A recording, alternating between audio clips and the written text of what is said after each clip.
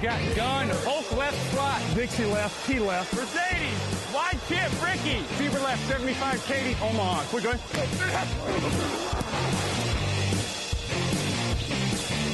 Last play of the game. Who's going to win it? Luck rolling out to the right. Dumps it up to Donnie Avery. Yeah! Goal line. Touchdown. Touchdown. Touchdown.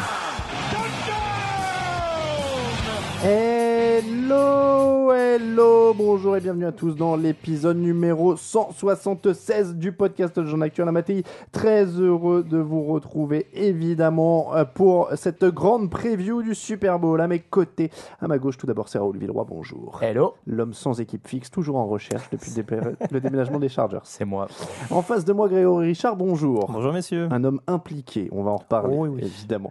Le podcast de preview qui vous est présenté par Unibet, votre détour pour les pronos NFL. On n'oublie pas le petit bouton vert qui se trouve en haut de la colonne de droite du site. N'hésitez pas à aller vous inscrire en passant par là. Le programme, il est simple. Le Super Bowl, le Big Game, il est là. C'est l'heure de la preview. Quand les Falcons auront le ballon, quand les Patriots auront le ballon, les clés du match, les pronos, vos questions et puis 5 bonnes raisons de rester debout. 5 pas bonnes raisons, 5 manières de rester debout. Ça va être ça le challenge pendant la nuit du Super Bowl. C'est parti. Le générique du preview du jeudi, vous le connaissez. Là, on est lundi, mais c'est la preview du Super Bowl et c'est parti. It's a business trip. When we do on business trips, we do work.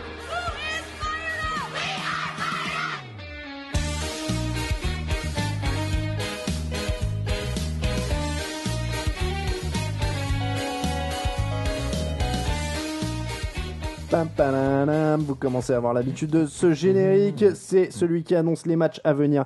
Et ce match, c'est le dernier, c'est le plus grand, c'est le plus beau, c'est le plus fort. C'est le Super Bowl. On commence avec la preview. Ce sera quand les Falcons ont le ballon. On commence donc par ça. Atlanta, deuxième attaque sur les yards gagnés, troisième à la passe, cinquième au sol, meilleure attaque sur les points marqués, 33,8. Un quarterback qui est peut-être le MVP. C'est la grande question depuis plusieurs semaines. Comment on stoppe l'attaque des Falcons? Et on peut le dire, Grégory, tu es un peu impliqué puisque tu aimes bien les Falcons, donc tu es le mieux placé pour nous le dire. Tu aimes bien. Comment on stoppe les Falcons? Bah écoute, je pense que la principale arme dont devront user les défenseurs de New England sera forcément de mettre un maximum de pression. La ligne offensive d'Atlanta était satisfaisante en saison régulière, mais avait pas encore atteint le niveau qui est le sien au jour d'aujourd'hui, avec contre Seattle et Green Bay un temps considérable qui a été laissé à disposition de Matt Ryan, et forcément la possibilité pour le quarterback d'Atlanta de découper les défenseurs adverses. Raoul, comment tu la stoppes, toi, cette attaque? C'est vrai que le pass rush, c'est une question. Maintenant, il y a peut-être une solution aussi en essayant de bloquer dans les airs intelligemment, à savoir que il va falloir que, de toute façon, que les Patriots réagissent au quart de tour à ce que proposent les Falcons, et pour ça va peut-être parfois double-teamer Julio Jones, parfois essayer de contrer un peu l'homme fort du moment. On sait que les Falcons ont plein d'armes et sont capables de s'adapter à la situation adverse, mais j'ai quand même l'impression que Julio Jones reste la grande arme offensive de ces Falcons, et que lui, il va falloir réussir à le stopper quoi qu'il arrive. Ils ont des très bons défenseurs arrière et ils sont capables de jouer un peu pas en improvisation, mais de se dire on essaye le double team, et si on voit que ça marche pas au dernier moment, on va changer. Moi, j'essaierai d'abord de contrer surtout cette arme-là et de m'adapter pour le reste. Julio Jones, on le contre en étant ultra physique avec lui. On le bouscule le plus possible. On essaie de faire ce qu'ont fait les Patriots avec beaucoup d'équipes, notamment les Rams de 2002. On peut le faire. Après, j'ai pas la sensation dans cette défense des Patriots qu'il y ait vraiment un joueur qui soit capable, par son gabarit, par sa manière de défendre, de vraiment le mettre à défaut dans ce secteur de jeu spécifique. J'entendais une réflexion de Nate Burleson qui est aujourd'hui analyste sur NFL Network, et qui expliquait que même sur une double team, c'était pas forcément ce qui est le plus évident de courir sur Julio Jones. Et moi, je me pose la question de savoir si, pour les Patriots, sur certaines phases de jeu, ce serait peut-être même pas mieux intéressant, pas forcément de passer en nickel, mais carrément en dime, avec 6 defensive backs et 2 voire 3 défenseurs qui seraient vraiment dans son secteur. Bon, on va dire avec 2 corners éventuellement, et plus le safety, dans le secteur pour vraiment ratisser large. Mais sur le défi physique, un défenseur individuellement, même si Malcolm Butler a montré de très bonnes choses ces derniers mois, je suis persuadé que ça va être un petit peu plus compliqué. Ils ont joué avec beaucoup de defensive back, déjà contre Pittsburgh, c'était une première indication, à voir s'ils feront pareil avec Julio Jones. Après, la question, elle n'était pas forcément l'individuel, tu peux le bousculer et essayer de bousculer pour enlever le rythme des receveurs et de l'attaque en général. Tu peux les marcher sur l'orteil. Notamment. Non, mais alors voilà, mais ça va être une donnée, mine de rien. Il est un peu blessé. On peut pas l'enlever, il a un problème à l'orteil, même s'il a eu 2 semaines de repos. Donc beaucoup de joueurs NFL, je pense. Et puis ça n'a pas été flagrant contre Green Bay. Autant contre Seattle, on s'est posé 3 questions, contre Green Bay, ça s'est pas beaucoup vu. C'est vrai que ça s'est pas beaucoup vu contre Green Bay. Mais après, c'est quand même un facteur. Il y a quelques gars, on va reparler d'Alex Mack aussi, notamment, qui est un peu gêné. C'est un des trucs qu'on retrouve plus du côté de l'Atlanta que de New England. Même si on ne sait pas qui cache des blessures aujourd'hui en NFL, on l'a vu ces dernières semaines. Après, sur Jones, on parlait de Malcolm Butler, il sera pas forcément tout le temps dessus. Tu l'as dit, il y a une grosse différence de gabarit, de poids, donc Logan Ryan pourra aussi passer dessus. Surtout qu'il a fait un très bon match contre Pittsburgh il y a 2 semaines. C'est ça, donc faut voir le plan de jeu, mais ça pourrait varier. Il n'y aura pas de 1 contre 1, en tout cas, de Malcolm Butler qui suit partout. On va voir un peu qui suivent. Il y a Rowe aussi qui est un peu plus costaud que Butler. Est-ce que le test au final, il n'est pas pour les autres receveurs, Sanu, Toilolo, Gabriel, Hardy, des joueurs qui n'ont pas beaucoup d'expérience dans des gros matchs et qui, eux, sont quand même aussi le moteur de cette attaque d'Atlanta, parce que quand tout va bien, tu as l'impression qu'ils distribuent à tout le monde en fait. Mais il distribue à tout le monde, même aux coureurs. C'est-à-dire que Tevin Coleman et Davonta Freeman n'hésitent pas à user des screen pass et à réceptionner juste derrière la ligne de scrimmage pour gagner 4, 5, voire un peu plus si jamais tu es à la place. Oui, et puis la question, c'est peut-être aussi de savoir justement qui va couvrir sur ces running backs. Parce que si tu joues à 6 defensive backs. Ils ont laissé partir un joueur comme Jamie Collins qui avait les prétentions salariales et qui les a obtenues récemment avec Cleveland. Mais en attendant, le deuxième rideau me paraît, hormis Dontai Tower, c'est un deuxième rideau qui reste quand même assez expérimental. On a recruté ici et là Cal Van Noy, chez McClellan, etc., etc. On a fait confiance à Landon Roberts, le rookie. Après, est-ce que c'est des joueurs qui seront capables de contrer la vitesse en sortie de backfield de Freeman et de Coleman? Ça, rien n'est moins sûr. Ça, c'est une des clés quand même de ce match, Coleman et Freeman en sortie de backfield, parce que les Patriots sont 3e contre la course. Ils autorisent que 88,6 yards par match. Donc, sur ce plan-là, ils peuvent poser un problème à Atlanta et à Freeman et Coleman. Mais comme on l'a dit, ces mecs-là peuvent sortir du backfield. Donc, ça, je ne vais pas dire que ça annule cette bonne défense au sol. Il y a des clients au milieu de la ligne de New England. Mais c'est vrai que ça complique les choses et c'est cette dimension-là qui va peut-être être un des facteurs X. Et il faut rappeler également que Kyle Shanahan adore jouer avec des formations à 2 voire 3 tight ends.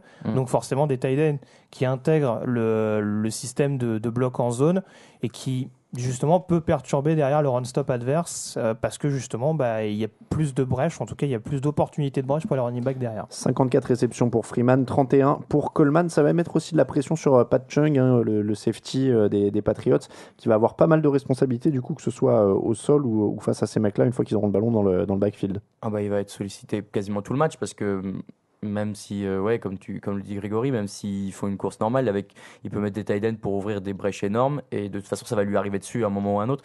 Donc il va falloir qu'il soit endurant parce que il va être très sollicité et surtout si Atlanta garde le ballon. Et puis pour revenir également à la question que tu posais tout à l'heure sur les autres receveurs, il y a un joueur qui aime beaucoup, on va dire, avoir des tracés où il rentre un petit peu sur l'intérieur, c'est Mohamed Sanu.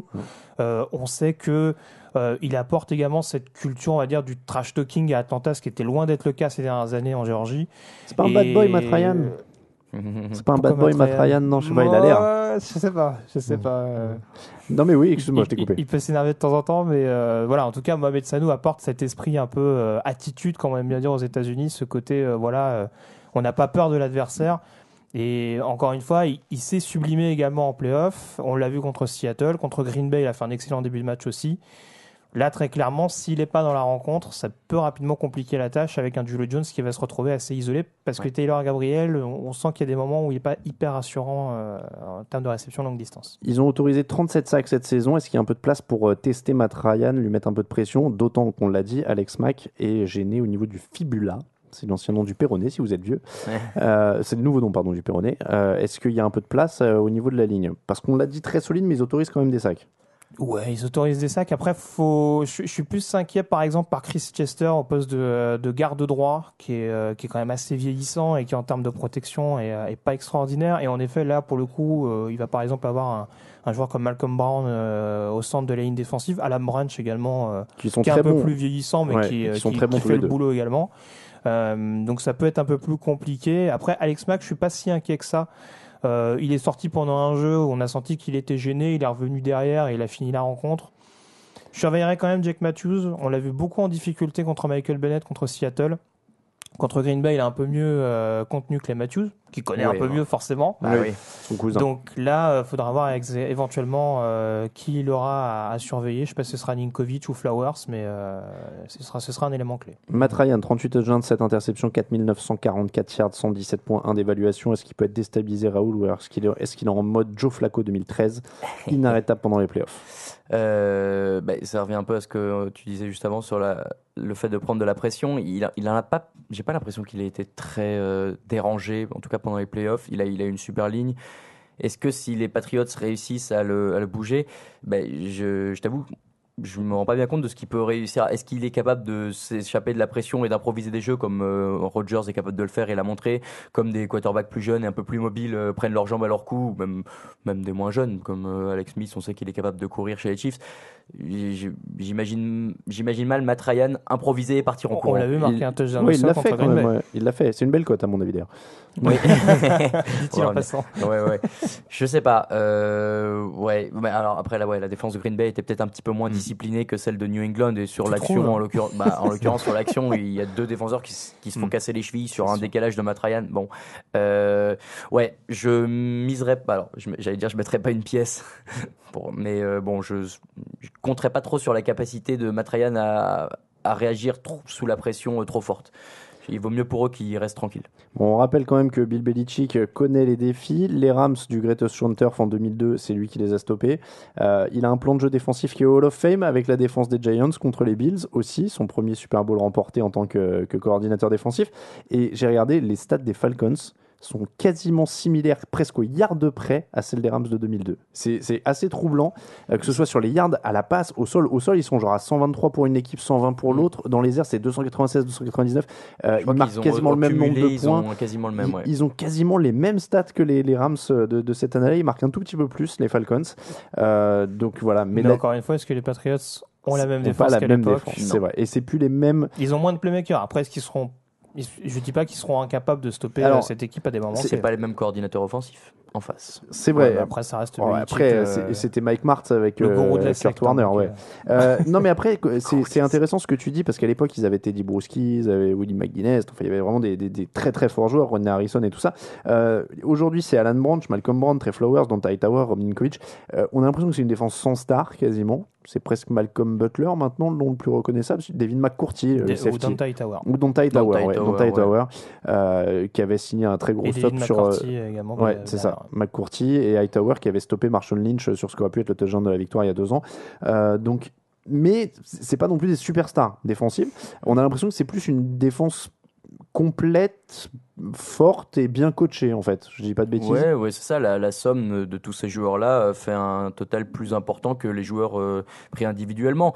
Mais après, c'est mieux dans ce sens-là que d'avoir une défense comme celle des Texans qui repose sur des grosses individualités ou d'autres équipes. Je pense aux Texans parce qu'il y a J.J. Watt qui vient en tête ou Jadavion Clowney. Mais là, en l'occurrence, même sans gros stars, tout ensemble, le fait qu'ils soient très bien coachés et très disciplinés aussi, parce que ça, c'est quand même une des forces de New England, c'est cette discipline et ce respect à la lettre près du plan de jeu. Et ça fait un truc plus fort que ne le laisseraient ces mecs-là dans d'autres équipes ou peut-être avec un autre coaching staff. Moi, je pense. La stat qui tue, messieurs, quand Julio Jones est à moins de 40 yards ou est absent, les Falcons sont à 6 victoires et 0 défaites. Donc, en fait, plus il a de yards et plus leur pourcentage de victoire s'équilibre. Je vous laisse ça comme ça. Mais est-ce que c'est pas une preuve quand même que ce qui joue aussi pour Atlanta, et c'est là où on les a vus presque à leur meilleur contre Green Bay, c'est quand même quand il y a une diversité offensive qui peuvent faire beaucoup de choses. Tu le disais, jouer avec les coureurs, que ce soit à la course, en sortant du backfield. On a l'impression qu'ils peuvent faire beaucoup de choses. Je crois que c'est eux qui avaient joué même une formation Wildcat, voilà, c'est ça. Donc c'est dans leur diversité en fait qui puisse peut-être leur force encore plus. Donc faut pas se focaliser sur le match de Julio Jones en fait aussi. Non, clairement pas. Non, faut pas, mais tu vois, cette stat, après c'est le revers de la médaille des stats, c'est que elle veut rien dire. Tu peux pas laisser Julio Jones courir tout le match et espérer que du coup tu vas gagner derrière. Mais d'ailleurs, pour revenir sur Belichick et quand il coach les Giants qui battent les Bills dans les années 90, ça fait partie de la légende, c'est de dire les Giants prenaient pour fierté de stopper les coureurs, ils avaient stoppé le coureur des Bills en saison régulière et tout ça, et il était rentré dans la salle de réunion en disant on va le laisser courir plus de 100 yards, ça fait partie de mon plan de jeu et on va se concentrer sur autre chose. Et que tous les mecs l'avaient regardé en disant t'es complètement fou.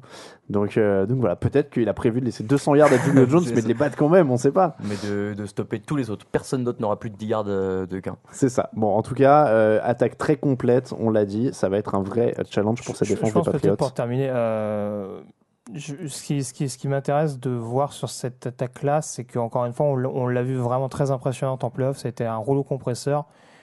Mais je me dis quand même qu'Atlanta a la possibilité de marquer un minimum de points sur cette rencontre.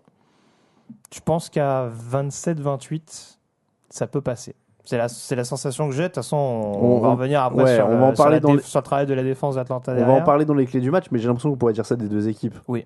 C'est un peu le revers du truc. Ouais. On passe aux Patriots en attaque. Hi, it's NaVorro Bowman from the 49ers. Hello, this is Danny Woodhead. How you doing? This is Mike Wallace. Lamar Miller. Hi, it's Brendan Carr from the Dallas Cowboys. You listen to the Touchdown Podcast.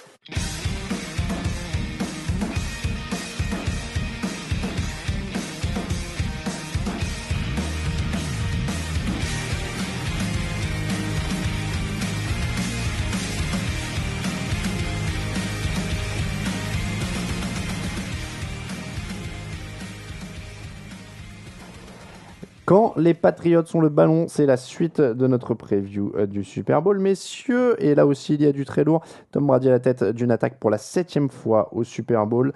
4 victoires, 2 défaites pour lui, 4e attaque sur les yards cette année, 3e sur les points marqués, 4e à la passe, 7e au sol. Même question, comment on les stoppe? C'est un match d'attaque, on a compris. Là, je trouve en l'occurrence que c'est la solution pour moi me paraît plus évidente, c'est de contrer Tom Brady avant d'essayer de contrer ses receveurs. Parce qu'à l'inverse des Falcons, je trouve, Tom Brady tire vraiment tout le monde vers le haut et avec des receveurs un peu moins bons, il pourrait faire quelque chose quand même. Alors que du côté des Falcons, le talent, il est vraiment chez les receveurs aussi, notamment Julio Jones qui est un énorme... Alors, polémique. Non mais, je suis pas en train de dire que Matt l'escouade de receveurs... il lève pas le niveau de ses joueurs. Je pense que Matt Ryan, avec des joueurs moins bons, aurait peut-être pas les mêmes résultats. Grégory, il est offusqué là, il a la tête, il tourne les yeux, c'est l'exorciste. À regarder la saison, je crois que c'est la saison, si je vais me tromper, 2011-2013, je me rappelle plus très bien, où Julio Jones et Roddy White se blessent, où Harry Douglas devient le receveur numéro 1 d'Atlanta et fait une excellente saison, notamment en grande partie grâce à Matt Ryan. Bim, dans ta face. Mais après, voilà. Bon, alors, il a pas l'impact d'un Aaron Rodgers ou. Je pense que l'impact est moindre qu'un Tom Brady. Oui. Je dis pas que Matt Ryan n'est pas un bon quarterback. Ce serait abusé de dire ça. Mais... Raoul, vas-y, continue ton développement. Mais donc voilà, donc tout ça pour dire que la clé, à mon avis, du côté de la défense des Falcons, c'est de mettre une pression sur Tom Brady déjà parce que c'est leur meilleur joueur en attaque et en plus parce qu'on sait que c'est un peu son talon d'Achille en saison régulière, mais aussi surtout en play-off. Dès qu'il prend un peu trop la pression, son rythme est un peu cassé. Il a tendance à parfois faire des mauvais choix et derrière toute la mécanique des Patriots s'enraye. Et à mon avis, c'est là où est la clé pour les Falcons. Ils n'ont autorisé que 24 sacs cette saison, les Patriots. La ligne joue plutôt bien. Vic Beasley a sa quinzaine de sacs, mais là, ça semble compliqué, non? Ou est-ce que tu penses qu'il peut y aller? J'allais dire qu'il n'y a pas spécialement de vedette en plus sur cette ligne offensive, hormis peut-être Nate Solder sur le poste de tackle gauche. Oui, non, je rejoins Raoul à 200% là-dessus. Mais alors, j'ai beaucoup parlé des lignes offensives pendant les playoffs, mais là, très clairement, la clé, et les Giants l'ont démontré lors des 2 Super Bowls qu'a perdu Brady, il faut lui mettre la pression du début à la fin. Mais alors, est-ce qu'ils peuvent le faire? C'est un autre problème. Ils ont à l'instar des Patriots, on parlait tout à l'heure du fait qu'ils avaient plusieurs options, notamment sur la ligne. Ils ont un front fort qui tourne beaucoup. Ils n'ont pas spécialement de stars. Beasley en est devenu une. Voilà, alors Beasley a un statut un peu particulier parce qu'ils ont ce côté un peu où ils jouent souvent en front 42 avec Beasley qui aussi un coup en outside linebacker, un coup en defensive end, ça change un petit peu. Mais on va dire qu'il est outside linebacker de base et que généralement les defensive ends c'est plutôt Tyson Jackson et Brooks Reed. Mais voilà, ça tourne beaucoup. De temps en temps, à Matthew Dwight Freeney, on va essayer de faire rusher les defensive tackles. Donc il y a la possibilité peut-être en fatiguant la O-line adverse d'aller chercher Brady. Il y a des joueurs qui sont parfaitement capables de blitzer. Brian Poole l'a montré 2-3 fois en mettant des gros cachous à Aaron Rodgers contre les Packers. Maintenant, voilà, forcément, Atlanta, même avec le meilleur saqueur de la ligue, est pas devenu la meilleure équipe pour atteindre le quarterback adverse, et c'est ce qui me fait un petit peu peur. Alors, d'autant que les Falcons jouent en défense de zone, les Steelers jouent en défense de zone. Est-ce que ça t'inspire quelque chose du domaine de la crainte? Ah, j'ai cru que tu allais me demander si tu es optimiste, j'allais dire pas du tout. Voilà. Non, mais c'est ma question. Ils ont la 28e défense aérienne de la ligue. Ils utilisent le même système que Brady vient de découper contre Pittsburgh. Donc, dans les faits, c'est quand même pas très encourageant. Alors, moi, ce qui me faisait très peur contre Green Bay, c'est que, encore une fois, on avait des cornerbacks qui étaient, enfin, même des defensive backs en règle générale, qui étaient très petits, mais assez vifs. Et contre Green Bay, avec des joueurs comme Jordy Nelson, comme Randall Cobb, qui, en termes de taille, avaient un avantage assez conséquent, ça me faisait un petit peu peur. Contre New England, c'est un peu le même profil de receveur. Ouais. C'est des receveurs assez petits, peut-être hormis Malcolm Mitchell qui doit être un petit peu plus grand, mais sinon c'est pas des gabarits ultra impressionnants. Il part sur Bennett. Ouais, voilà. Après, si on reste vraiment sur les menaces extérieures, il joue très souvent avec un backfield renforcé en format nickel, avec Poole, Collins et Alford pour couvrir. En 1 contre 1, c'est un coup oui, un coup non. Robert Alford, on sait que c'est un joueur qui a énormément de passes déflectées, mais qui laisse très souvent traîner les mains également.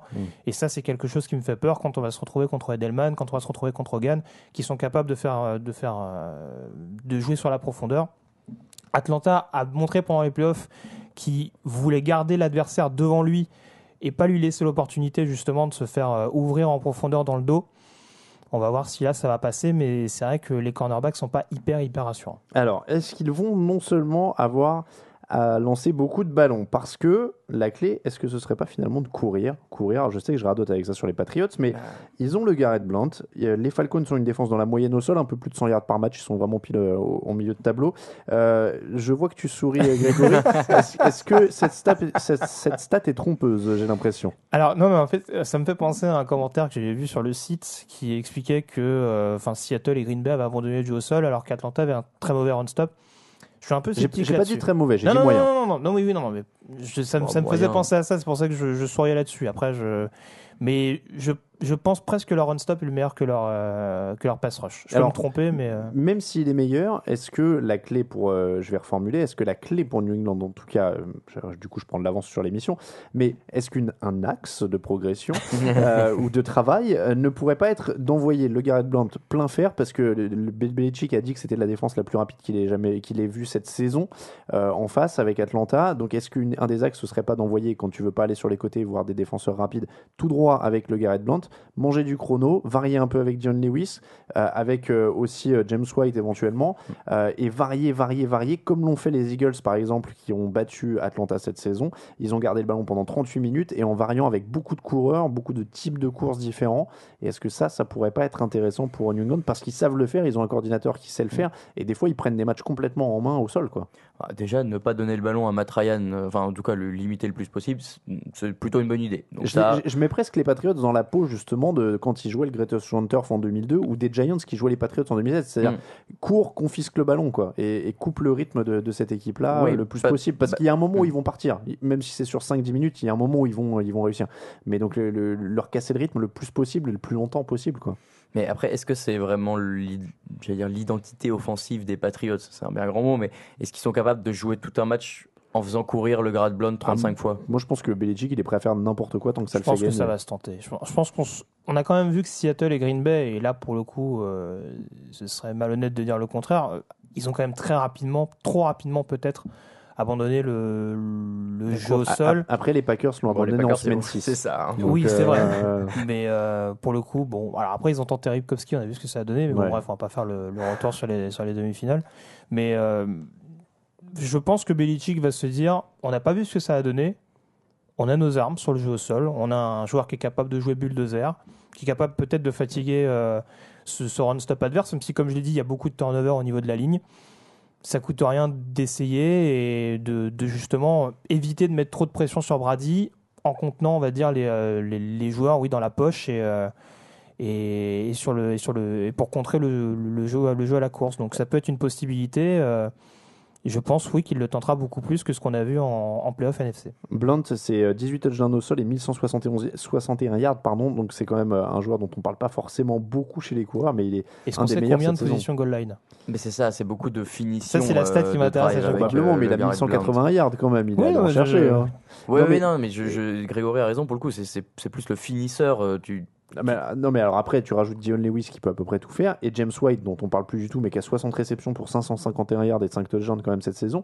Donc il y a quand même un trio qui a des possibilités, quoi. Je trouve qu'on parle trop de Brady par rapport à ce qu'il y a là et qui pourrait être un point essentiel de ce match. Mais moi, je m'attendais un peu à ça contre les Steelers, et finalement, on l'a beaucoup moins vu. Je m'y attendais aussi contre les Steelers, mais le truc c'est que les Patriots ça peut varier du tout au tout d'un match à l'autre quasiment. Après il a vu que les Steelers jouaient la zone et qu'il arrivait à exploiter ça, donc peut-être qu'il s'est ravisé. Mais je pense que c'est le classique Brady McDaniels, donc le coordinateur offensif depuis quelques années, c'est qu'ils exploitent ce qu'il y a aussi. Ouais. Ils s'adaptent, c'est ça qui fait leur force, ils s'adaptent à ce qu'on leur donne et aux faiblesses qu'on leur donne. Donc s'ils voient des faiblesses au sol en début de match, ils continueront à taper dedans et ainsi de suite. Mais je pense qu'en tout cas, c'est un axe qu'il ne faut pas oublier parce qu'il pourrait, de toute façon, on n'est pas des devins, on est là pour faire une preview, il pourrait être très important dans ce match et peut-être plus que ce qu'on va parler de Brady, 7e Super Bowl, etc. Peut-être que le Garrett Blount peut être le MVP de ce match. Ça serait marrant. Je ne sais pas si ce serait marrant, mais ça serait... Moi, je trouverais ça Grégory, marrant je te sens pas convaincu. Ce ne sera pas hyper drôle, mais... Parce que ça impliquerait une défaite d'Atlanta. Non, oui, non, mais c'est clair que là, pour le coup, Atlanta, on se dit qu'ils peuvent jouer à peu près n'importe comment, si je peux parler ainsi, c'est-à-dire ils peuvent très bien être aussi redoutables à la passe qu'à la course. Contre New England, on a beaucoup plus tendance à focaliser sur Brady et sur les menaces aériennes, et en effet, ça peut donner l'idée de marteler un petit peu plus au sol. Et puis le sol, ce serait une manière de mettre un peu à l'épreuve aussi les jeunes, c'est-à-dire Keenan Neal et Dion Jones, qui sont rookies, qui vont être là en plein dans le chemin, quoi. Donc quand on vous a épargné le chapitre, ils sont jeunes, etc. Les autres ont plus d'expérience, ce qui est le cas, mais ça va peut-être jouer un peu, au moins en début de match. Je vais te dire honnêtement, s'il provoque Keenan Neal sur le jeu au sol et pas sur la couverture, ça me va parfaitement. Oui, bon, je préfère le voir défendre sur la course que courir sur Bennett ou sur un autre. C'est sûr. Mais après, c'est vrai que la tension du Super Bowl, on va pas rentrer dans les hypothétiques, on ne sait pas sur qui ça va jouer. Mais c'est vrai que les Patriots ont un énorme avantage d'expérience. On en reparlera éventuellement dans les clés du match, mais c'est un paramètre. Atlanta a la pire défense dans la red zone au niveau des touchdowns autorisés, plus de 70%. Ouais, alors après c'est difficile d'analyser la défense d'Atlanta parce qu'on rappelle que c'est une défense qui a été à deux visages. Il y a un début de saison où ils étaient complètement à la rue, si je peux dire ça. Ils encaissaient quasiment 29-30 points de moyenne. Et la bye week qui a suivi le match contre les Eagles, on a vu qu'ils ont vraiment resserré tout ça et ça a l'air un peu plus convaincant. On va dire ils plient sans rompre totalement. Donc c'est pas une vérité absolue. Après, on a vu contre Green Bay, même si ça restait du garbage time, à chaque fois que Rodgers arrivait du coup en deuxième mi-temps dans la red zone adverse, on savait qu'il y avait quasiment 9 chances sur 10 pour que ça se termine en TD. Oui. Voilà pour l'analyse des forces en présence. On va passer à vos questions. On reviendra sur les clés du match après pour faire monter le suspense et le pronostic ensuite. C'est d'abord vos questions.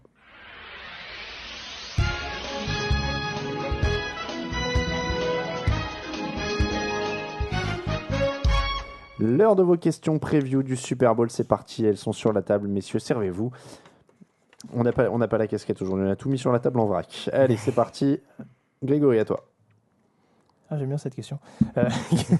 Question de Star Trek. Roger Goodell fait un infarctus après avoir remis le trophée Lombardi à Tom Brady. Les propriétaires vous nomment nouveau commissionnaire de la NFL. Quelle est votre première mesure ? De ramener les Chargers à San Diego. ça, tu peux pas. Bah oui. Je fais ce que je veux. Je suis le commissionnaire. Il menace Spanos. Alléger les sanctions contre les célébrations excessives. Ouais, ça c'est une... Genre, il faut vraiment que la célébration fasse perdre du temps, par exemple, pour qu'on. Ouais, ou que ce soit genre offensant ou manque de respect aux adversaires. Mais quoi. qu'on laisse sinon plus de latitude. Le dunk, ça va. Faut pas qu'elle interrompe la continuité du match ou quelque chose comme ça, mais un truc beaucoup plus léger que ça. Raoul. The Manante, un petit peu de mise en situation. Avec quel joueur NFL souhaiteriez-vous vivre les situations suivantes ? Alors, road trip to Las Vegas. Gronkowski, ouais. Voilà. Je crois qu'on va répondre Gronk à tous. Pas forcément. Non, en l'occurrence, peut-être pas celle-là.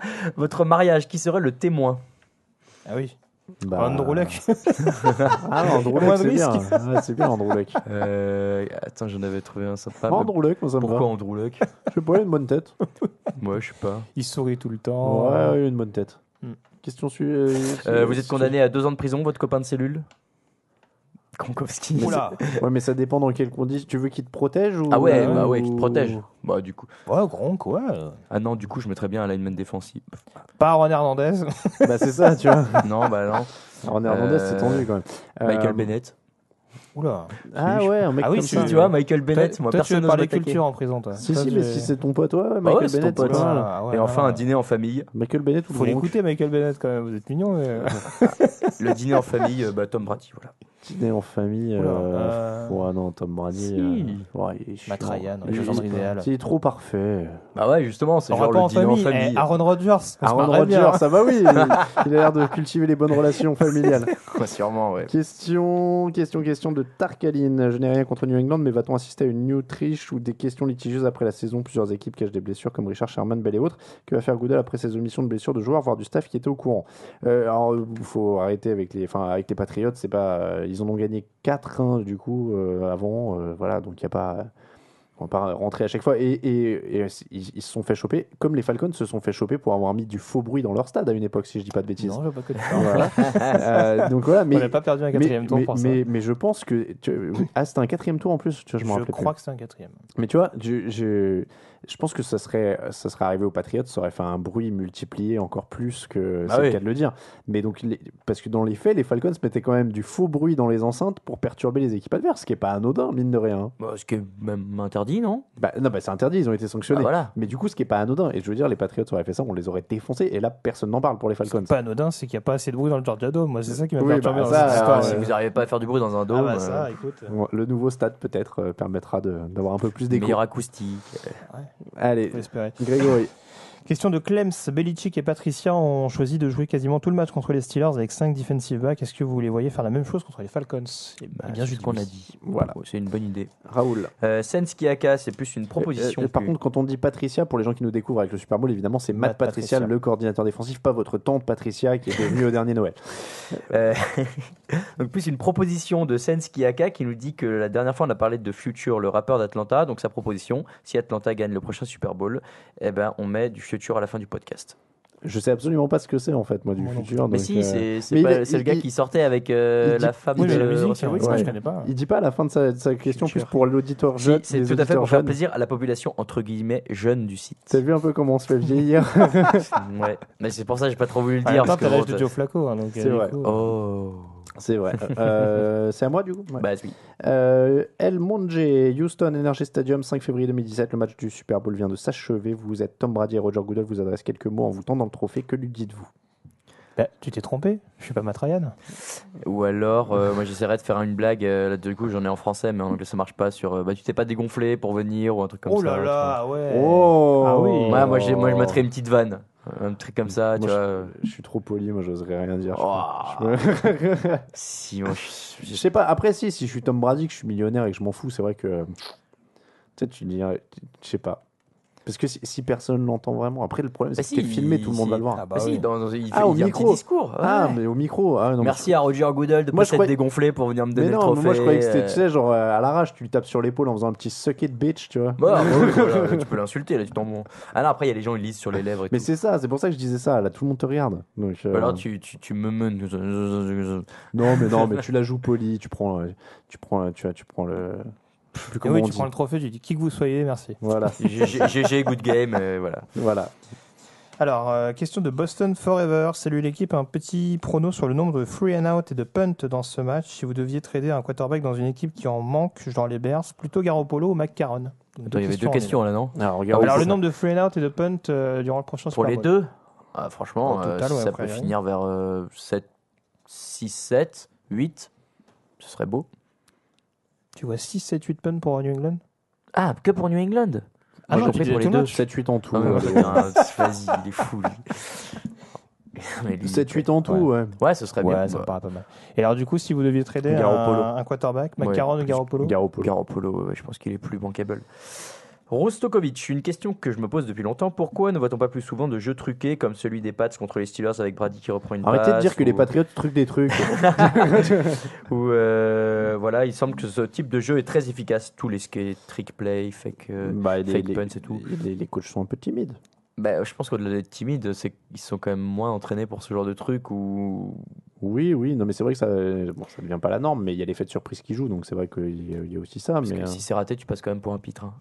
Ça dépend du trick play. Si c'est foutre un mec tout seul devant une ligne pour qu'il. Non, deux. Ils étaient deux. Ouais, c'est vrai qu'ils étaient deux. Il y a le mec qui snappait le ballon chez les Colts. Mais non, après, pourquoi il n'y en a pas plus? Moi, c'est les latérales que je trouve que ça manque. Par exemple, Clairement. la latérale de Alexander au Pro Bowl pour Talib, elle est hyper intelligente pour aller au touchdown derrière sur les interceptions. Et Ed Reed le faisait beaucoup d'ailleurs. Et ça marchait très bien. Je comprends pourquoi il n'y a pas plus de joueurs qui font ça. Ouais. Ils ont trop peur de perdre le ballon en fait. Oui, ils sont terrorisés par ça. Si on prend l'exemple par exemple de la Flicker, c'est quand même un running back qui doit lancer le ballon correctement au quarterback. S'il la sous-alimente un peu, le QB il est quand même mal embarqué. Il y en a une superbe de Brady et Randy Moss, si vous cherchez sur YouTube, je crois, où Moss reçoit le ballon sur ce qui ressemble à une screen et en fait il la fait tomber. Les mecs arrivent sur lui, du coup il refait une latérale à Brady qui relance le ballon en profondeur. Génial. Un truc incroyable. C'était en 2007, je crois, sur il y a pas un receveur des Jets qui avait tenté une latérale Marshall, oui, c'est vrai, tombant, et il a complètement raté. C'est vrai, il y avait une histoire comme ça. C'était pendant la Coupe du Monde de rugby, c'est pour ça que je m'en souviens. C'est vrai. Question de Alex. Hello Alain, tu écris sur ce site, tu publies le Hoopcast sur Basket USA, tu arrives aussi d'écrire pour Eurosport. Ces différents sites doivent bien représenter 60-70% des sites que je consulte de manière régulière. Les 30 autres % sont des sites porno, donc à quand une participation pour ces sites? Eh bien écoute, je ne sais pas. Après, on peut peut-être monter un site porno pour rentabiliser l'activité de Touchdown Actu, peut-être. Tu vois. Laissez-nous votre avis dans les commentaires. Et sinon, blague à part, je suis en Australie. Vous me permettez de continuer à suivre la NFL à l'autre bout du monde. Continuez comme ça. Merci à toi, Alex. En Australie, bonjour au Congo de notre part. Question de Rostokovic. Hello les gars, je voulais savoir quels sont les joueurs et les équipes qui vous ont fait aimer ce sport et quel était votre premier Super Bowl? Premier Super Bowl, c'est facile, c'était le deuxième Pats Giants. 2012? Ouais. Oui, il est jeune. Ouais. Moi, quel joueur m'a fait aimer Le Raiders Buccaneers, c'est quelle année? Je m'en rappelle. C'est 2002, c'est le premier que j'ai vu aussi. 2002. Attends, il est joué en 2002? Non, la finale est en 2003, mais je crois que c'est la saison 2002. Ah, alors j'ai vu celui d'avant, c'était le Rams Patriots. Mais je me... C'est celui-là, c'est la saison 2001. Oui, peut-être, t'as raison. C'était joué... pas le Baltimore Giants juste avant? Alors, le Rams Patriots est joué en 2002, c'est sûr, parce que c'est juste après le 11 septembre, et il y a YouTube qui lit la liste des victimes et tout ça à la mi-temps. Mais justement, je me demande si j'ai pas vu le Giants Raiders, c'est ça? Non, Ravens. Avec, j'ai vu celui-là aussi, je crois. Ça, c'est 2001, de la saison 2000. Ouais, je crois que j'ai vu celui-là. On cherche à moins s'en rappeler. Mais non, mais alors, c'est celui-là, et justement, je crois que j'avais pas accroché des masses. Et que c'est vraiment sur le Rams Patriots de l'année d'après. T'es pas devenu fan de Trent Dilfer? Non, ni de Ray Lewis. Ni Kerry Collins. Mais c'est ça, je m'en rappelle dessus en fait. Je l'ai vu, c'est un pote qui me l'avait enregistré, j'avais pas Canal, il me l'avait enregistré, je l'avais vu le lendemain sur une VHS. Tu sais ce que c'est, Raoul, une VHS? Oui, merci, quand même. Quand tu les prenais au vidéoclub, fallait les rembobiner avant de les rendre. C'était sympa, c'était les conventions. Tu vois. Alors, les équipes qui vous ont fait aimer ce sport? Les Rams, équipes ou les joueurs les Rams, les Rams Greatest Run Turf. Paradoxalement, les Chargers. J'ai toujours un petit maillot de Kurt Warner qui traîne. Marshall Faulk aussi. Mais j'aimerais bien le rétro de Marshall Faulk là, jaune et bleu là. Ouais. Ça doit se trouver. Il est vraiment cool. Raoul, ça toi. Derrick Brooks qui nous dit, à l'instar de Carson Wentz, on voit souvent durant la off-season des QB prendre des coachs personnels pour s'améliorer leur mécanique de lancer. Mais est-ce que cela ne devrait pas être acquis avant la NFL? Est-ce que l'université forme-t-elle correctement les joueurs, un peu comme les centres de formation au foot, enfin au soccer, où le but est-elle seulement de gagner des matchs? En gros, est-ce que comment ça se fait que les gars soient encore obligés de s'entraîner pour leur mécanique et tout une fois en NFL? Grégory, tu vas mieux répondre que moi, mais tout le monde est perfectible. Non mais clairement. Non, mais après si on nous demande si on cherche avant tout le résultat plutôt que de façonner un joueur, ça reste des coachs qui sont payés pour gagner, pour représenter l'université et pour la rendre la plus glorieuse possible. Donc ils vont pas spécifiquement s'attarder. Après, ça dépend des systèmes. Il y a forcément des systèmes qui vont faire en sorte qu'ils vont essayer de faire briller au maximum un quarterback parce qu'il va avoir un rôle clé dans l'attaque, un running ou un autre poste. Mais c'est pas la préoccupation première selon moi. Regarde Urban Meyer avec Tim Thibault, il était content, il gagnait. Après, après il essayait de le vendre à tout le monde. Non, mais il est bien. Non, il est fort. Il est sympa. Non, mais oui, et puis après, comme tu dis, tout le monde est perfectible. Même Cameron Newton, personne n'aurait mis un copec, comme disent les jeunes. C'est Cameron Newton qui s'avait lancé. On va avoir fallu 5 secondes pour savoir. Il a fallu savoir 5 secondes pour savoir qui était Cameron Newton. Faut qu'on arrête. Et puis un copec, quoi. Non, mais après, les jeunes, ils vont dire on met pas de futur et ouais, ils vont pas un sou. Non, mais il faut qu'on arrête. Il faut qu'on renouvelle là. Moi, je dirais vrai, franchement, au début, les mecs, quand ils voyaient Cam Newton, ils avaient le seum. Et ensuite, qu'est-ce que je peux dire du coup? Je sais pas du coup. Je sais pas. Bon, bref. Il faut représenter les jeunes et les vieux. Cam Newton, il passe crème aussi. Bon, il y a des anciens qui nous écoutent. Passe crème, ça passe plus non plus, je crois. Des anciens qui nous écoutent et qui trouvent que cette émission est trop batte. C'est vrai. Elle est trop batte. Oh, non. Big up aux gens des années 70. Sérieusement. J'ai acheté le dernier vinyle d'Abba, il est vraiment bien. Bon, à toi, il y avait autre chose, hein, c'était à moi. Allez. Quand Janet Jackson a montré son sein, la NFL a arrêté les divas stars de la pop pour remettre des groupes de rock, Paul McCartney, Rolling Stone, Prince, Tom Petty, Bruce Springsteen et The Who pendant quelques années pour calmer la tempête. Quelle partie du corps de Lady Gaga seriez-vous prêt à voir pour avoir les Guns N' Roses ou Metallica les prochaines années? C'est question de Jeff The One. Pour Metallica, moi je veux bien tout voir, il n'y a pas de souci. Après, c'est pas possible. Après, il faut rappeler que Janet Jackson, dans les faits, sur le direct, je pense que personne ne voit. Enfin, ça va tellement vite parce que ça finit. Il faut rappeler quand même la fois où elle se fait arracher sa tenue là. C'est à la toute fin en fait du show. Moi, je l'ai revu pour faire un article il y a pas longtemps. C'est la toute fin. Donc, il arrache et bim, les lumières s'éteignent quoi. Donc, je pense que c'est les replays télé qui ont monté le truc aussi, qu'on fait monter le truc dans des proportions complètement dingues. Après, c'était là, mais ça va très vite. Et maintenant, Lady Gaga, on peut plus parce qu'il y a un décalage de 5 secondes par rapport au direct. À cause de ça, justement. Si elle retire toutes ses fringues, bim, ça va couper. Vous saurez que c'est parce qu'elle a retiré ses fringues. Ouais. Mais après, moi je suis prêt à tout voir pour qu'on mette des trucs mieux l'année prochaine. Oui. Après, je dis ça, les fans de Lady Gaga, ne m'en voulez pas sur Twitter, je vous en prie. C'est pas insultant envers elle. Non, je sais, mais les Monsters sont un petit peu énervés des fois sur Twitter. J'irai danser avec eux. Grégory, c'est à qui? Allez. Alors écoute, question de Girl Power. Alors le dodgeball. Yeah. Et alors deuxième question, pensez-vous qu'avec le départ de Kyle Shanahan, les Falcons vont pouvoir conserver leur niveau dans les saisons à venir? Et est-ce que Chip Kelly sera un remplaçant sérieux pour Atlanta? Ça c'est pour toi. Chip Kelly plutôt que... alors écoute, j'ai vu des réactions très négatives sur le site. Il a une mauvaise aura maintenant. Hein. Oui, mais bon, après, voilà, on le juge sur son passé de head coach. Son passé de head coach n'est pas convaincant. Dan Quinn, depuis qu'il est arrivé à Atlanta, il gère la défense et il aime bien s'appuyer sur des coachs qui ont leur vision des choses en attaque. Je pense que Chip Kelly fait partie de ces coachs-là. Après, est-ce que ça va prendre? Est-ce qu'il serait un excellent coordinateur offensif? Je ne sais pas. Il y a des rapports humains qui sont pas excellents. Après, il s'est embrouillé avec Philadelphie, avec LeSean McCoy et Deshaun Jackson. C'est quand même pas les mecs les plus faciles à vivre au monde. C'est vrai. Donc voilà, mais je suis pas si réfractaire à ça. En tout cas, c'est bien, tu vois, parce que Grégory est tolérant. Tu vois, il s'embrouille avec tout le monde et tout, mais c'est le passé. Et si s'embrouille, Deshaun Jackson, je l'ai vu à Londres, il est quand même un peu space. Hein. C'est vrai. Et le dodgeball alors, du coup? Grégory, quand il va sortir, il va faire Ron Hernandez, on le juge sur son passé, il est un peu agressif, mais voilà, si tu le regardes de travers aussi, voilà. Le dodgeball, c'était pas mal, mais la NFL a vraiment mal mis ça en valeur, c'est incroyable. Je suis un peu déçu, et moi surtout, là où je suis déçu, c'est que j'attendais un tournoi de dodgeball, donc plusieurs équipes qui s'affrontent toute la journée. Et alors, non seulement ça, mais j'ai appris après coup, je savais même pas, c'est que c'était même pas en direct en fait sur ESPN aux États-Unis, ça avait été enregistré avant. Il y avait un embargo, les mecs pouvaient pas en parler, et ça a été diffusé après. C'est-à-dire qu'il y avait des journalistes d'ESPN et tout ça, que j'ai entendu dans les podcasts qui disaient j'ai assisté au tournage, mais je peux pas en parler. Et pour jouer à 10 contre 10, il faut un terrain plus grand surtout. Et il y avait trop de ballons, c'était mal fait. Et puis la partie était un peu nulle. Hein. On s'est quand même rapidement retrouvé avec l'équipe de NFC. Forcément, ils étaient collés les uns aux autres avec 14 000 ballons. Qu'est-ce qui a survécu T.Y. Hilton, je crois. T.Y. Hilton. Ouais, très belle performance. Non, mais l'idée est bonne, mais moi je comprends. Ça a été tellement mal mis en valeur, que ce soit le Skills Challenge comme ça et tout. On aurait dit vraiment, tu sais, c'était on le fait parce que vous l'avez réclamé, mais on le glisse comme ça, après on pourra dire vous avez vu, ça n'a pas marché. On vous l'avait dit que c'était pas. Donc je suis assez déçu à ce niveau-là. C'est vrai. Un nouveau pseudo à mettre sur la liste de nos pseudos favoris, Suck Pagano. Atlanta qui était en difficulté l'année passée cartonne cette année au point d'arriver au Super Bowl. Cincinnati qui cartonnait est en galère notamment offensivement. Le raccourci est sûrement trop facile, mais suis-je le seul à voir dans le transfert de Mohamed Sanu une relation de cause à effet pour les deux équipes? C'est un joueur ultra polyvalent et très sous-estimé à mon sens.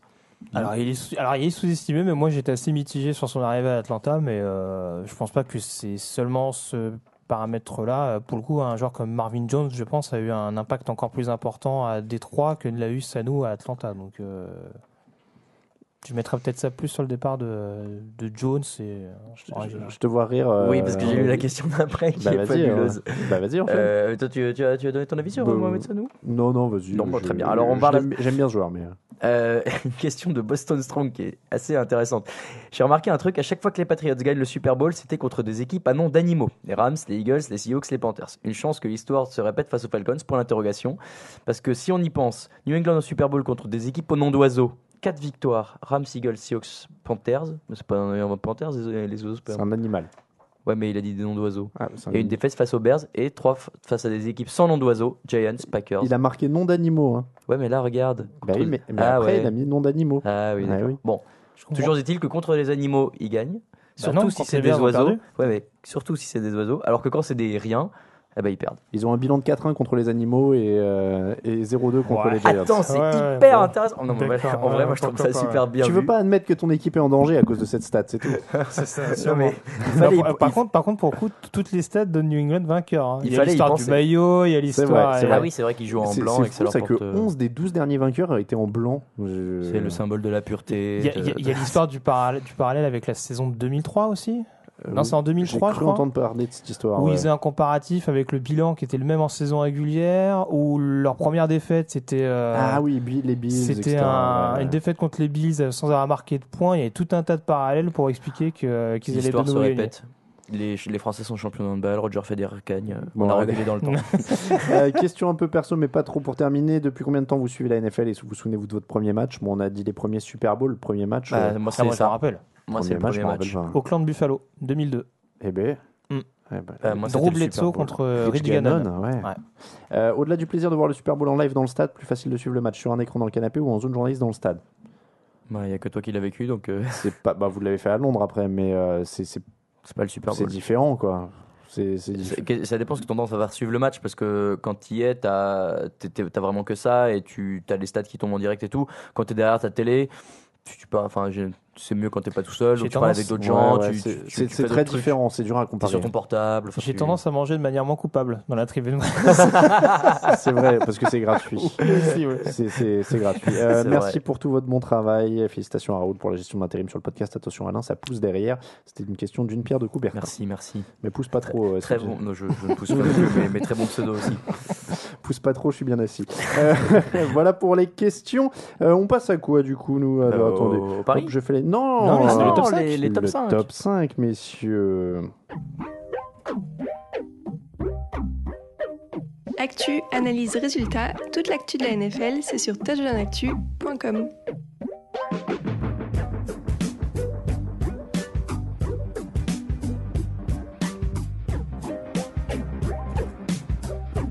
Le Super Bowl approche. Juste avant de vous donner les clés du match et les pronos, on fait un petit top 5 parce que oui, il faut bien préparer cette soirée. Et une soirée du Super Bowl, ça se prépare très dur. Et c'était une question dans le dernier podcast qui nous a donné envie de faire ça. On nous a demandé comment on tient une nuit de Super Bowl. Messieurs, petit top 5 en vrac des bons moyens de tenir la nuit. Les moyens légaux, on va dire. Oui. Voilà. On va rester là-dessus. Et on va commencer. Alors déjà, un truc à pas faire, on est d'accord, universellement. Dans ton lit. Ne pas regarder le match au lit. Ça, c'est terrible. On est d'accord. Tu finis toujours par t'endormir. Enfin, non, Grégory, tu fais partie des Warriors de la paupière. Franchement, ça dépend. Après, c'est toujours la même chose. Ça dépend si le match est intéressant. Si tu regardes un match qui est une purge absolue, oui, ça va t'endormir. Grégory va dire non, moi je regarde au lit. Je mets des allumettes en fait. Aucun problème. Bon, sauf si vous êtes un Warrior. Je sens quand elle se casse. Je ferme les yeux et je domine les actions. C'est ça. Et quand l'allumette se casse, que si je ferme et qu'il y a un petit écharde qui me rentre dans l'œil, ça me réveille. Je tiens. Non, oui, c'est pas ce qu'il y a plus conseillé. Ouais. Alors, conseil numéro 5, messieurs, faire une sieste avant. Ouais. Dans la journée, si vous pouvez, genre emmagasiner le max de sommeil que vous pouvez, ou alors, si vous êtes chez vous, entre 20 et 22. Ouais, mais si pas beaucoup plus, parce que si tu prends un deuxième train de sommeil, Après, le problème, c'est que si tu dors, des fois tu dors entre 20 et 22, tu te réveilles, t'as l'impression que tu meurs, en fait. Ouais, et tu te dis, je fais une sieste un peu plus tôt. Plus tôt, genre 17 18, mais bon, si tu travailles, 18, c'est chaud. Hein. Tu manges en te réveillant et puis après tu t'enchaînes. Si t'es journaliste. Bon, faites une sieste avant, premier conseil. Deuxième conseil, manger. Ouais, ça c'est le super bon parce plan. que sur la feuille, il y a 6 points d'exclamation. non, mais le mec en rajoute, il y en a que 3. C'est vrai, et pour le vivre souvent avec les matchs de NHL la nuit, t'as toujours faim au bout d'un moment et de te lever, d'aller prenez pas des trucs à grignoter, faites-vous un petit sandwich, un petit truc, prenez un peu de temps pour le faire, ça vous maintiendra réveillé. Mais moi je me rappelle, les premières années du site, c'était burger à la mi-temps. Genre, c'était un truc que je me fixais, Ouais, tu vois, nous aussi, pendant les 20 minutes, il fallait que je fasse la bouffe, tu vois, que je coupe les trucs, que je prépare et tout. Ça me réveillait, et puis après, tu le manges et ça te fait tenir le 3e quart, et Ouais, après, t'as plus qu'à tenir le dernier. Le 4e, c'est un peu l'excitation, donc ça va. Donc, ça peut être pas mal. Conseil numéro 3, prendre son lundi. Ah bah oui. Ça me paraît être la base de tout, j'aurais même dû le mettre en 1. C'est la facilité, mais. Après, c'est pas ce qui t'aide à tenir pendant le Super Bowl. C'est ce qui t'aide à tenir le lendemain. Mais c'est ça. Non, parce qu'attends, tu peux te dire. C'est la perspective qui t'aide à tenir. Ouais, mais ça t'aide moralement, parce que tu te dis, je m'en fous. Alors que si à 4h du mat, il n'y a pas trop de suspense et que tu te dis, ouais, demain en plus je travaille, tu vas aller te coucher. Donc, Mais d'ailleurs, tiens, on parlait des premiers Super Bowl. Mon premier en direct, je me rappelle que j'étais allé en cours derrière, j'étais au lycée. Donc je me rappelle que j'étais bien décalqué. C'est ce qui m'a mis le pied à l'étrier de suivre les sports américains et d'être démonté tout le temps. Oh non, moi j'étais à la fac, c'était parfait. Ah oui, donc ça veut dire que t'allais pas en cours, quoi. Si, mais c'était vers 11h, donc. Ah oui. Enfin, une semaine sur 2. Bon, et sinon, autre conseil, si vous ne pouvez pas prendre votre lundi, soyez au chômage, évidemment. Ça peut être. on vous le souhaite pas, mais si vous l'êtes, ça peut servir. On vous le souhaite pas, mais du coup, pour quasiment 10% de la population, ce sera plus pratique de suivre le Super Bowl, ce qui n'est pas à négliger quand même. Il faut bien qu'il y ait des avantages. Ça fait beaucoup d'auditeurs. Conseil numéro 2, en numéro 2, bien sûr, faire une soirée entre amis. Là, ça commence à être le must, on est d'accord. Ça, n'hésitez pas, la fête est toujours plus folle entre amis. Et là, alors, par contre, faut pas trop s'alcooliser parce qu'il faut voir alors la fin du match. Justement, ça c'est le piège et ça n'aide pas du tout à tenir devant un match. Ah bon mais après, ça dépend de comment tu tiens l'alcool, parce qu'il y a des gens qui ont l'alcool joyeux, les gens qui ont l'alcool mauvais, il y a des gens qui ont l'alcool dormeur. Mais moi j'ai pas l'alcool dormeur, je sais pas, je ne bois jamais. Non mais moi je sais, tu vois, moi j'ai l'alcool dormeur, tu me donnes 2 verres de vin blanc, je suis par terre. Non mais moi non, mais même au bout d'un moment d'être assis devant la télé, même tu vois, on a bu 1 ou 2 bières avec des potes, au bout d'un moment ça tu sens que ça remonte et c'est nul. Ne buvez pas d'alcool. Bon, et puis numéro 1, messieurs, venir au Hard Rock Café, on est d'accord. Bah oui, ça va de soi. Voilà. Si vous arrivez à vous endormir au Hard Rock Café, c'est que vous êtes comme. En plus, t'as quand même une animation d'avant-match qui va te tenir réveillé jusqu'au bout. Animation d'avant-match avec l'équipe du podcast, et puis le match après, la bouffe et tout ça, là vous avez la totale. Je vais retrouver. Si vous vous endormez, c'est que vous êtes narcoleptique. Vous pouvez vous endormir n'importe où. Après, ouais, pour s'endormir au Hard Rock Café, faut le vouloir. Ah, même en journée. Une ambiance. Ah ouais, mais là particulièrement. Même en journée. Voilà, messieurs, pas d'autres conseils, ça va? Non, pas de petits trucs, quoi. Moi je pensais que dans l'équipe il y avait des gens qui avaient des petits trucs pour tenir toute la nuit, quoi. Non, après on fait des matchs tout le temps. Si vous avez pas de potes, si vous avez pas réussi à faire venir des gens parce que vous êtes le seul que vous connaissez comme ça, vous pouvez regarder des séries en même temps, jouer, faire d'autres trucs à côté. Ah oui, c'est vrai que t'es très sérieux en ce moment. Même pas en ce moment. Ah oui, bah après vous pouvez jouer et tout ça, mais là ça te regarde ce que tu fais. Pour rester éveillé. À quel moment quand je dis jouer, t'arrives à rendre ça un truc louche? Mais non, pourquoi louche? Ce n'est pas sale, ton corps change. Non, alors, j'ai raconté une petite anecdote, mais c'est vrai que j'ai jamais bu de fameuses boissons énergisantes et il y a 2 ans lors de la draft, j'en avais bu une. Franchement, ça m'avait tenu jusqu'au bout. Après, vrai. je n'encourage pas spécialement. Non, mais alors c'est du café. Non, mais c'est vrai que c'était une tradition à une époque de la draft. Moi, je buvais du Red Bull 1 fois par an. C'était pour la draft, mais je trouve ça tellement dégueulasse. Ouais, ça l'est, mais ça l'est. Enfin non, c'est un goût de sirop pour la toux. Ouais, sirop pomme, quoi, un truc un peu dans le genre. Peut-être en prendre un peu. Ça colle aux dents en plus, c'est fou, c'est tellement sucré ce truc. Oh là là. Tu veux être réveillé ou Non, mais après, oui, c'est vrai que. Du coup, c'est ça, le goût, l'espèce de sensation te maintient réveillé. Oui, voilà. C'est ça. Sinon, voilà, notre conseil, buvez un truc dégueulasse. Vous soyez malade et comme ça, vous serez debout, vous serez réveillé de toute façon. Voilà pour nos petits conseils. On passe aux clés du match, on rentre dans le vif du sujet, c'est l'heure du pronostic et des clés. It's time, baby! Make it special tonight! Make tonight special! It's our night, and it's our division. It's our time to go win it. We're gonna start fast and finish strong. Yes, sir. Here we go. Work on 3. 1, 2, 3. Work.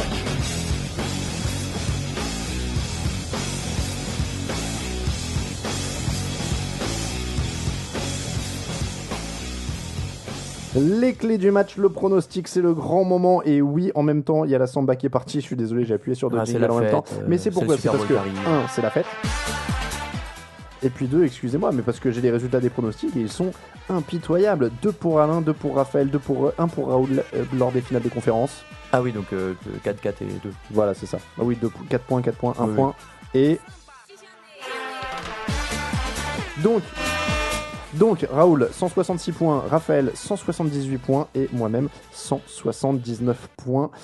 Donc, nous avons notre Lady Gaga, on le sait déjà, et la finale, ça se joue entre Raphaël et moi-même. Raphaël qui est dans l'avion au moment où on parle. Il doit être pas loin d'atterrir là d'ailleurs. On va regarder sur le site des avions. Donc, on donnera son pronostic dans l'article ou autrement, mais on le croit sur parole. Et on va pronostiquer cet affrontement. Messieurs, juste pour vous situer, c'est le 14e affrontement entre les deux équipes. Premier depuis la victoire des Patriots en 2013 à Atlanta, 4 victoires de suite pour New England, 10e Super Bowl pour Bill Belichick, parce que oui, 7 avec les Patriots, mais aussi en tant que coordinateur défensif, il en a déjà joué. Les clés du match, une clé chacun. Messieurs, c'est parti. Grégory. Oula. Une violence. Tu n'étais pas prêt. Non, la clé du match, forcément, ce sera la pression sur Tom Brady. On le dit, on le répète, et les rencontres contre les Giants le démontrent. Il faut être capable de lui mettre la pression sans arrêt, d'être capable de mettre cette ligne offensive qui est quand même beaucoup plus efficace ces derniers mois sur le reculoir. Et pour vraiment avoir une chance, encore plus quand on est la défense d'Atlanta, qui, même si elle est en progression, sur la fin de saison, reste quand même assez jeune, assez inexpérimentée. Et pour le coup, reste assez fragile, notamment contre la passe. Moi j'allais partir sur la même chose, donc j'en ai trouvé un deuxième. C'est la capacité de réaction, en tout cas d'adaptation de la défense des Patriots, puisqu'on l'a dit et on s'en est rendu compte beaucoup pendant les playoffs. Cette équipe d'Atlanta, elle est emmenée par un Kyle Shanahan qui est très inspiré en tant que coordinateur offensif, avec beaucoup d'innovation, beaucoup de choses qu'on voit rarement. On l'a dit tout à l'heure, avec des formations Wildcat, des choses comme ça. Et si la défense des Patriots, qui on l'a dit, a pas d'énormes stars, mais un tout très très discipliné et bien construit, si eux arrivent à réagir aux différentes armes d'Atlanta, ça devrait pouvoir le faire. Et même moi, je vais vous dire le jeu au sol des Patriots. Je vais rester sur ce que j'ai dit tout à l'heure. Ça me paraît être le point sur lequel, en tout cas, ils peuvent les prendre le match à leur compte et vraiment se mettre à l'aise, quoi. Donc, je vais rester là-dessus. Un petit mot sur les équipes spéciales, quand même. On n'en a pas parlé. C'est toujours dur à caler dans les previews. Au niveau des kickers, notamment, parce qu'ils peuvent avoir un rôle très important, évidemment, rien que pour les conversions, les extra points maintenant, parce qu'ils sont à 30 yards, à 33. Même les field goals, ça peut avoir un field goal de la victoire, ça peut être un match serré entre les deux. Mais ouais, c'est... Petit avantage à New England, quand même, pense selon aussi, moi. pour le kicker, en tout cas. Les kickers, ça se joue un peu. Matt Bryant, il met quand même rarement à côté. Bon, il suffit que je dise ça pour qu'il nous fasse un 0 sur 3 dimanche. Mais globalement, c'est deux kickers qui restent assez efficaces ces dernières années. Ils ont un special teamer qui est quasiment tout le temps au Pro Bowl du côté de New England, en l'occurrence Matthew Slater. Du côté d'Atlanta, on a vu que contre Seattle, ça a été un peu compliqué pour stopper Devin Hester. Ouais, mais Keith Armstrong a remis un peu d'or contre Green Bay, mais il faudra voir ce que ça va donner contre cette escouade des Pats. Mais New England a peut-être un ascendant, selon moi, sur cette phase de jeu. Alors, messieurs, musique à suspense. On n'en peut plus. C'est l'heure du pronostic. Oui, j'aime faire monter la tension. Elle fout bien les jetons quand même, cette musique de suspense. Ouais, je sais pas d'où tu la sors. On est d'accord. Ouais, je l'écouterai pas tout seul dans ma chambre. Je vous la conseille pas. Alors, c'est l'heure du pronostic. Qui commence ? Eh ben écoute, moi, à toi l'honneur. De toute façon, moi je n'ai rien à perdre.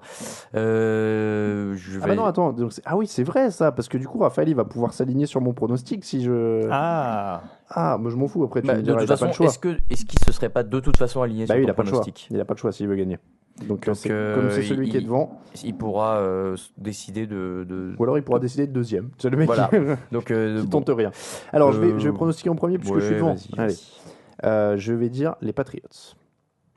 On doit se justifier ? Je pense, j'ai dit le jeu au sol dans les clés, je pense qu'ils peuvent tenir là-dessus. Je pense que Brady peut découper leur défense un peu plus et que leur défense à eux peut trouver quelques solutions en plus. Et moi, je vais dire les Patriots aussi pour le coaching staff qui, à mon avis, même si l'expérience sur le terrain des joueurs n'est pas forcément déterminante pour ce match, l'expérience en finale des coachs peut jouer. Je sais que Dan Quinn a été avec les Seahawks aussi, mais il a quand même le meilleur coach des 20 dernières années en face de lui, donc les Patriots. Grégory. C'était quoi la musique était C'était un petit roulement de tambour.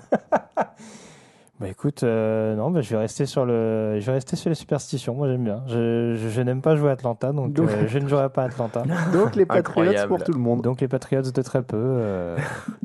Et donc... Sur une erreur d'arbitrage. Exactement. Un ballon dégonflé. Enfin bon, je laisserai Bill Belichick trouver l'astuce. Et donc on pense que Raphaël prendra les Falcons par défaut puisque il est. En même temps, il les a soutenus depuis le début et je tiens à le rappeler. Bravo Raphaël. C'est vrai. Il est obligé de parier contre moi s'il veut espérer gagner. Donc il devrait probablement prendre ça. Nous, on passe aux cotes.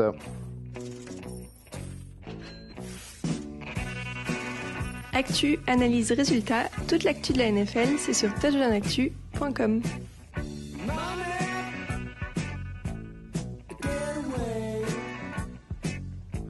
Les meilleures cotes de la semaine. Alors là, forcément, il n'en reste plus un seul match. Et c'est toujours avec notre partenaire Unibet, évidemment, qu'on remercie de nous avoir soutenus pendant toute cette saison. Et avec toutes ces cotes où on s'est quand même bien marré, on a appris beaucoup de choses parce qu'on l'avoue, on était débutant au niveau des paris en ligne au début de la saison. Et là, on a commencé à s'y mettre. Experts internationaux. Alors, on vous le dit, au moment où nous parlons, au moment où nous enregistrons, parce que forcément, ce podcast a une durée de vie d'une semaine, quasiment. Donc, vous allez avoir le temps que ça évolue un peu. Au moment où nous enregistrons, Falcons 2,22, Patriots 1,61. Ça, c'est avec les prolongations, enfin le match nul potentiel au milieu, en tout cas la prolongue, qui est à 11,50. Donc, 2,22 ou 1,61. Moi, je vais vous dire, j'ai parié pour. Je dis les Patriots pour le truc, mais à 2,22, je parie Falcons. Écoute, moi, je trouve que je m'attendais à une cote limite un peu plus élevée pour les Falcons. Et ça me fait dire que je mettrais peut-être pas. Ça me donne pas suffisamment envie de parier pour eux. Donc tu resterais à 1,60 prudent. Ouais, parce que je sais pas, dans ma tête j'espérais plus du 2,40, 2,50 où là j'aurais été plus attiré. Non mais je dis c'est une 2,20 ouais, mais je sais pas. T'es gourmand, Raoul. Ouais, t'es gourmand. Alors déjà peut-être, et surtout encore une fois, ça m'attire pas assez. Alors, je vais te proposer d'autres. Alors, moi, j'ai une cote mortelle. Hein. Mais alors, déjà, sur le match en lui-même. Oui, non, moi, je jouerai à Atlanta à 2,22. T'es pas superstitieux sur les paris. J'ai dit je jouerai. Ça veut pas dire que je le ferai. On parle de cote. Et n'empêche, si tu veux pimenter, toi qui aimes bien, qui veux parier Patriots, par exemple. Falcons mène à la mi-temps, Patriots gagne à la fin, c'est 6,30. Et ça, c'est pas mal. Parce que y a toujours cette histoire d'adaptation. Après, je pense que ça dépend de combien ils sont menés. Mais... Pats qui mène à la pause, Atlanta qui gagne à 8,30. Oh, ça c'est du lourd aussi. Après, si Atlanta nous fait une Giants en s'accrochant jusqu'au bout en faisant un dernier drive qui je vois moins ce scénario-là quand même. Après, si tu crois vraiment totalement aux Patriots à la mi-temps, Patriots à la fin, de 18. Donc là, tu montes bien en plus. C'est pas mal ça. Mais non, mais tu vois, encore une fois, de 18, c'est... De 18 pour un pari qui est quand même un peu risqué. Un peu. Ouais, là, je sais pas. Non, là, pour le coup, j'aime moins celle-là de 18. Je préférais l'autre. Ah, toi, tu t'es vraiment en ambiance petit bras aujourd'hui, quoi. Non, je suis pas en ambiance petit bras. Disons que mes expériences de cette année m'ont appris à faire la part des choses. Alors, elle est traumatisée. Et alors, la marge du vainqueur, est-ce que tu veux parier là-dessus? Les Patriots, entre 1 et 6, c'est 4. Ah, ça, c'est pas mal. C'est pas mal. Ça, entre 7 et 12, 5,50. Et ça me plaît encore plus. On va peut-être pas abuser non plus. Mais 7, c'est un touchdown. Hein. Et franchement... Et les Falcons qui gagnent entre 7 et 12, c'est 6,50. Hein. C'est pas mal aussi. Ouais. C'est pas si éloigné. Non, pas des celle à 5,50, j'aime bien. Alors, par contre, tu as les Patriots qui gagnent de 49 ou plus. 49 ou plus à 45 de cote. Mais enfin. Bon, là, ce serait un peu abusé. Qui marque il a combien celui de Matt Ryan au sol? Matt Ryan au sol, 6-10. C'est pas beaucoup. J'y crois pas. C'est pas beaucoup quand même. Alors, il y a une cote qui m'intrigue un peu, c'est le tight end d'Atlanta, Austin Hooper, à 4,25. Pas mal. Alors moi, j'allais te proposer des trucs un peu plus raisonnables, mais Mohamed Sanou est à 2,58. Ce qui est quand même pas négligeable. Et du côté Patriots, Chris Hogan est à 2,60 et John Lewis à 2,40. Donc, vous avez qui alors en pari? Sanou, Tololo, il est à 6. J'allais te le dire, je sais que c'était Ouais, mon copain. déjà la dernière Taylor fois, aussi, on avait regardé, mais il a pas marqué contre Green Bay. Non, Bah, non, ouais. non. Il a failli. Il nous a Et déçus. Tom Brady sur un quarterback sneak à 7,75. Et ouais, ça c'est vrai. Et j'y ai repensé sur les Steelers aussi, on l'avait dit. C'est vrai qu'à un yard, ils aiment bien parfois faire un petit QB sneak. Donc ouais. Allez messieurs, pas bête, celui de Brady. alors on va récapituler sur les paris. Équipe, Raoul, t'es à Patriots 1,60. Patriots, Nous on prend tous les deux les Falcons à 2,22. Donc sur les joueurs, on en choisit un. Moi je vais vous dire James White à 3,65. Tiens, allez, c'est ma wildcard factories de ce match. James White va contribuer. À combien est le Garrett Blount Pardon, si tu l'as sous les yeux. Le Garrett Blount 1,62. est à 1,62. Ouais, non, c'est pas assez haut. Non, bah du coup, Tom Brady. Voilà, ça me plaît bien. Tom Brady et puis Je suis en train de... Julio Jones a une cote plus importante que Garrett Blount. 1,70 pour Julio Jones. 1,70. Non, je reste sur Austin Hooper, 4,25. Austin Hooper. Joli. Voilà pour nos petites cotes. Et encore une fois, c'était les dernières de la saison. Merci beaucoup à notre partenaire Unibet qui nous a évidemment beaucoup aidé. On est très heureux d'accueillir des partenaires supplémentaires dans le podcast cette saison. C'est comme ça que se termine l'épisode numéro 176 du podcast Jean Actu. Merci de nous avoir suivis. On se retrouve mardi pour le débrief du Super Bowl. Ce sera juste après, évidemment. On vous rappelle que le podcast Preview vous est présenté par Unibet, votre détour pour les paris en ligne sur la NFL. N'hésitez pas à y aller. Colonne de droite en haut du site, dans le petit bouton vert, évidemment. Ils savent que vous venez de notre part quand vous cliquez sur le site, donc n'hésitez pas. On vous remercie si vous nous soutenez sur Tipeee, sur les commentaires, iTunes, SoundCloud, YouTube, etc. Si vous achetez des t-shirts dans la boutique, n'hésitez pas non plus pour vous habiller pour la soirée Super Bowl. C'est plutôt pas mal. Pour nous suivre, touchdownactu.com, bien sûr, @NFL Actu sur Twitter, @Raphaël_TDA. Il n'est pas là, mais il est à Houston, donc suivez-le, évidemment. Suivez bien @NFL Actu parce que Raphaël va mettre plein de choses depuis Houston. @Raoul VDG, @Yellow Radiosa, @Alain Mattei pour moi-même, @Camille Saraben, qu'on salue également, qui n'est pas là. On vous rappelle donc que toute l'actu de la NFL, c'est sur touchdownactu.com. Plein de choses, évidemment, pour le Super Bowl. Donc n'hésitez pas, hein, il y a plein de papiers, il y a plein de papiers supplémentaires. Évidemment, les previews du match, les face-à-face poste par poste. Le résumé de les résumés de la saison, enfin il y a plein de choses. Honnêtement, on essaie de vous en fournir le plus possible et on espère que vous appréciez ça. Évidemment, je suis en train de vous chercher une petite musique de fin. Aïe. Et je me demande ce que c'est. Bah là on est obligé. Là, ouais, c'est vrai. Je crois que là, on n'a pas trop le choix. Donc, je suis obligé de faire un petit coup comme ça.